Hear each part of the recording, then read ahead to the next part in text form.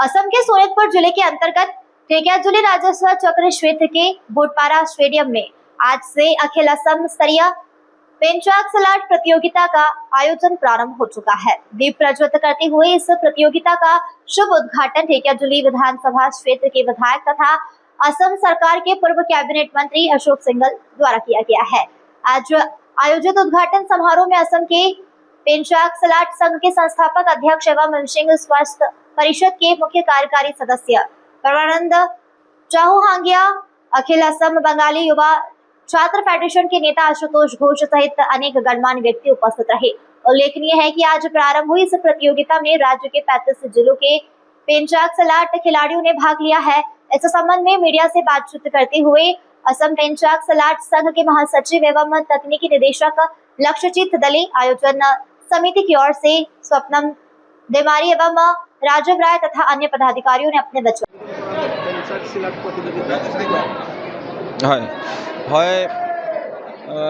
আজি আমি খুবেই সুখী আনন্দিত যে আমাৰ 9th all Assam Pencak silat প্ৰতিযোগিতা 2026-27 এই যি প্ৰতিযোগিতাখনিত আমি শুদ্ধ উদ্বোধন কাৰ্যসূচীত দুগৰাকীকৈ বিশিষ্ট ব্যক্তিক আমি পাইছোঁ।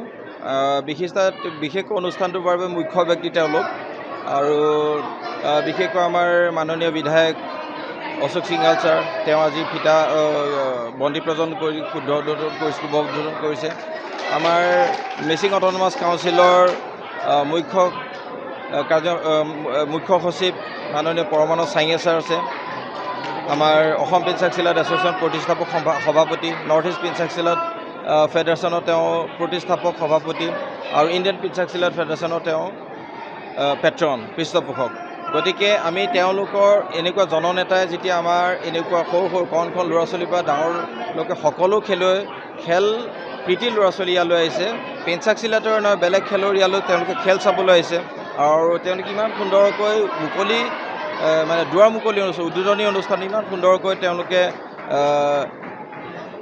ল'ৰা ছোৱালীখিনি উৎসাহিত এটা ভাষণ দিলে। এইটো আমাৰ কাৰণে খুবেই আনন্দৰ বিষয় আৰু তেওঁলোকলৈ আমি ধন্যবাদ জ্ঞাপন কৰিছোঁ, কৃতজ্ঞতা জ্ঞাপন কৰিছোঁ আৰু তেওঁলোক যাতে সদায় এনেকৈ আমাৰ মাজত থাকিব পাৰে, ল'ৰা ছোৱালীক উৎসাহ দি আহিব পাৰে, খেলৰ প্ৰতি ল'ৰা ছোৱালীৰ জাগৰূকতা বৃদ্ধি কৰিব পাৰে। আমি সদায় তেনেকুৱা আশা কৰিম। তেওঁলোকক সুস্থ সবল কামনা কৰিছোঁ, সদায় দীৰ্ঘায়ু কামনা কৰিছোঁ।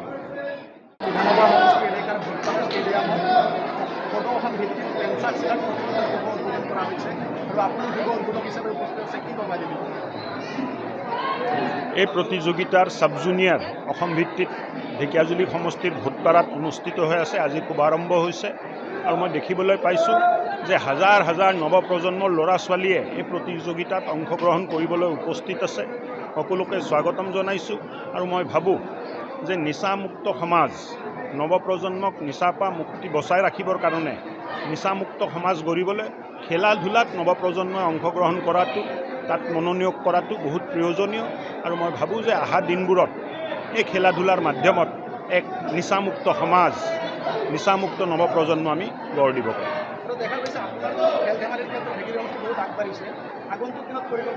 চেষ্টা এটা চলি আছে, দেখা যাওক কিমান দূৰ সফল হয়। অহা দিনবোৰত আৰু খেলা ধূলাৰ প্ৰতিযোগিতা ইয়াত কৰাৰ আমি চেষ্টা কৰিম। হয়, পেঞ্চাক চিলাট অসমত 2015 চনত প্ৰতিষ্ঠা হৈছিলে আৰু মই প্ৰতিষ্ঠাপক সভাপতি হিচাপে এই ক্ৰীড়াটোক অসমত জনপ্ৰিয় কৰাৰ কাৰণে আহোপুৰুষাৰ্থৰ চেষ্টা কৰি আছোঁ। এতিয়া গোটেই অসমৰ প্ৰতিটো জিলাতেই জিলা সমিতি গঠন হৈছে, গতিকে ইয়াত দ্ৰুতগতিত মানে বৃদ্ধি পাইছে। পেঞ্চাক চিলাটৰ জনপ্ৰিয়তা যথেষ্ট হৈছে আৰু আমি দেখিছোঁ যে আপোনালোকে নিজেই দেখিছে ইয়াত কণ ল'ৰা ছোৱালী ইয়াত আহিছে। মই সকলোকে আদৰণি জনাইছোঁ।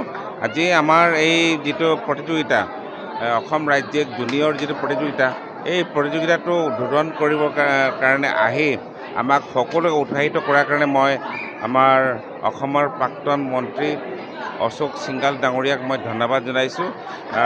তেখেতৰ উপস্থিতিয়ে আমাৰ খেলুৱৈসকলক, প্ৰতিযোগীসকলক যথেষ্ট উৎসাহিত কৰিব বুলি মই বিশ্বাস কৰিছোঁ আৰু এই খেলত যথেষ্ট আমাৰ অভিভাৱকসকলেও যথেষ্ট উৎসাহিত হৈছে, তেওঁলোকে যথেষ্ট সহযোগিতা আগবঢ়াইছে।